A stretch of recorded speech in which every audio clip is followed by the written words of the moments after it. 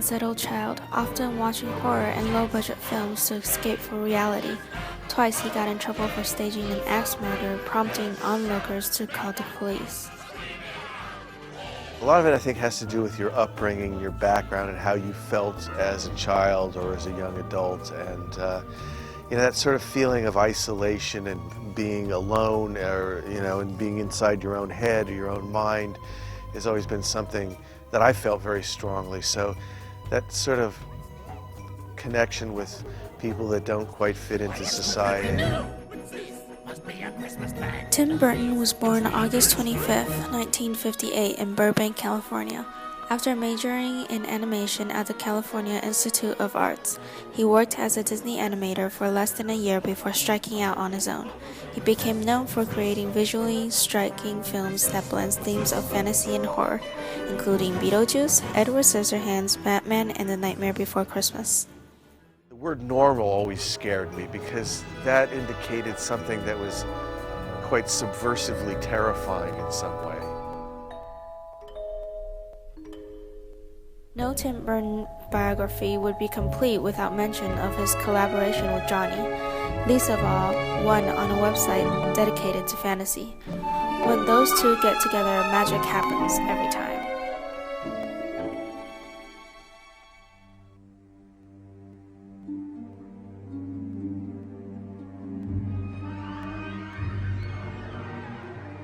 When I wore striped socks, I felt more grounded. It's a very strange, circular dynamic because I was feeling very crazy or very floaty or whatever.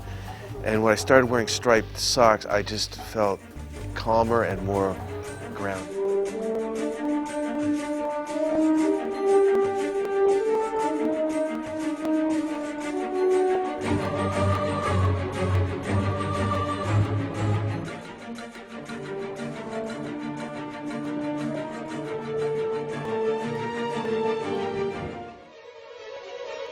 There's a hole in the world like a great black pit, and it's filled with people who are filled with shit, and the vermin of the world inhabits it. But not for long. They all deserve to die. I'll show you what.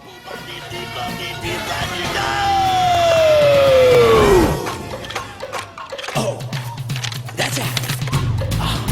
Okay. Oh yeah. Come on, boys, pick it up. Okay, Chauncey, take it. Yeah.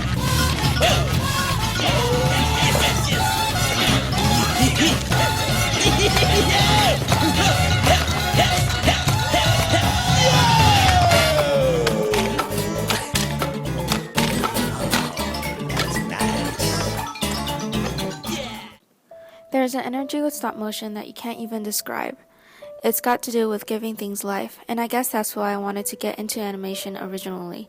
To give life to something that doesn't have it is cool, and even more so in 3 dimensions, because at least for me, it feels even more real. It was after Vincent when I was really into stop motion. I seen claymation, I seen stop motion. On Vincent, we weren't trying to push the boundaries of great animation. What we were trying to do with it, in a very simple way, was to be more specific with the design. To me, in clay motion, the design element got lost, so what we wanted to do was what you do in a drawing, but just bring it to the 3rd dimension. I always thought that Nightmare should be done better than Vincent, but at that time, I was just thinking of that simple, emotional, trying to make it well-designed type of animation. I think it's harder to do emotional stuff in 3 dimensions. In so many ways, drawn animation is easier because you can truly do anything, you can draw anything. 3-dimensional animation has limitations because you're moving puppets around. But I think when it works, it is more effective because it is 3-dimensional and it feels like it's there.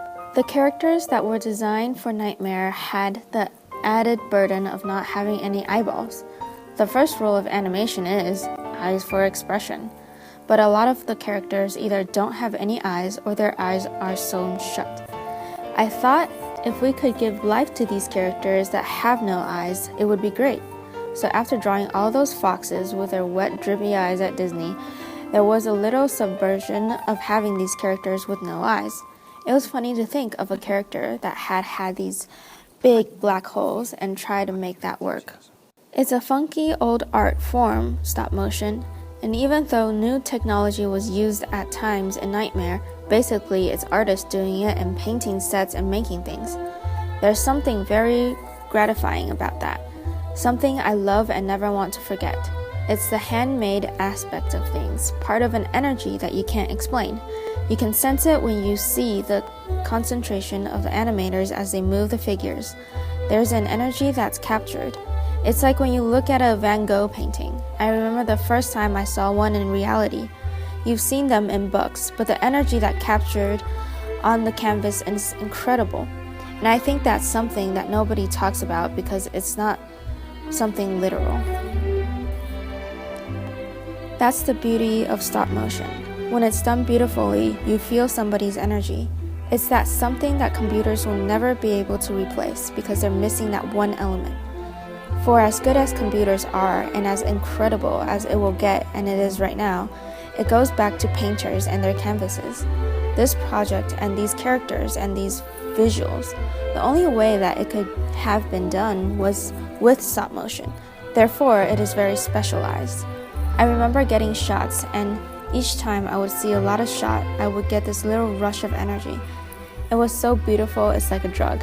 And I realized that if you did it in live action, it wouldn't be as good. If you did it in drawing, it wouldn't be as good. There's something about stop motion that gives it energy that you don't get from any other form.